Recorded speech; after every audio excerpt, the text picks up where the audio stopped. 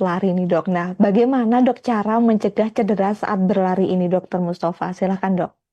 Nah, sebenarnya cara mencegah cedera ya tadi yang penting pemanasan tadi ya. Pemanasan, terus cedera-cedera yang lain tuh biasanya kalau teknik lari kita salah ya. Teknik lari kita salah, terutama kebanyakan kalau pelari pemula itu ketika lari itu menjadi tumpuan ke depannya itu yang tumitnya, bagian tumit. Nah, itu karena kita bisa risiko cedera di lutut ataupun di otot-otot atasnya. Ataupun kita pakai tumpuan kaki di kaki depan. Nah, yang benar adalah tumpuan kakinya yang teknik lari yang benar yang di ini di bola-bola kaki ya, tengah-tengah itu. Jadi ketika kita lari, tumpuan kaki yang di bola-bola kaki atau di tengah. Nah, itu meminimalisir risiko cedera. Selain itu banyak yang cedera karena overtraining. Overtraining ini misal dia mau lari maraton, akhirnya dia tiap hari lari harus berpuluh-puluh kilo untuk latihan tanpa istirahat sehari pun. Nah, itu berbahaya juga, rawan risiko cedera. Selain itu sepatu ya Mbak, sepatu itu juga berpengaruh juga ketika kita pakai sepatu yang memang tidak sesuai atau kekecilan atau sepatu yang memang sudah dipakai lama dan tidak ganti itu juga berisiko untuk cedera. Dan cedera ini macam-macam Mbak, ada cedera yang seperti istilah sand cedera nyeri tulang kering, ataupun ada lagi cedera yang plantar fasciitis.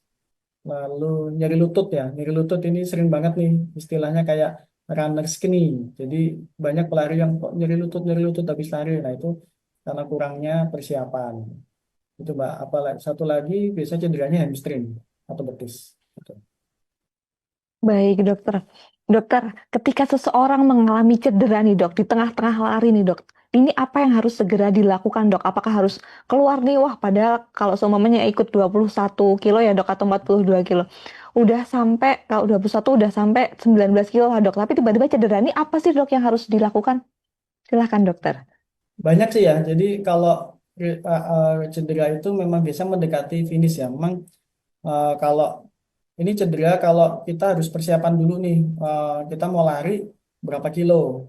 Paling nggak kita harus persiapan medis. Nah, kalau kita lari sendiri, paling nggak kita bawa obat-obatan sendiri. Seperti kayak obat-obatan yang semprot itu Mbak, anestesi semprot itu kan bisa kita semprotkan. Tapi kalau di event lari biasanya ada, apalagi di kilometer-kilometer kritis ya, kilometer kayak half marathon tuh kilometer 18 atau 17 itu biasanya banyak tenda-tenda medis yang memang dia ada untuk ngobatin kaki, kayak ada fisioterapinya atau ada untuk alat yang buat semprot anestesi tadi. Nah, selain itu kalau di tengah-tengah kita kram, ya udah kita stop, jangan dipaksakan karena semakin dipaksakan otomatis akan memperparah cedera yang kita nggak tahu di dalamnya itu apa. Kan ada juga yang ketarik atau kaki ngunci. Nah, itu kadang kita ototnya yang kram karena kita kurang pemanasan atau mungkin overuse atau overtraining. Nah, itu atau mungkin kita dehidrasi juga ya, otot-otot juga tidak mendapatkan nutrisi.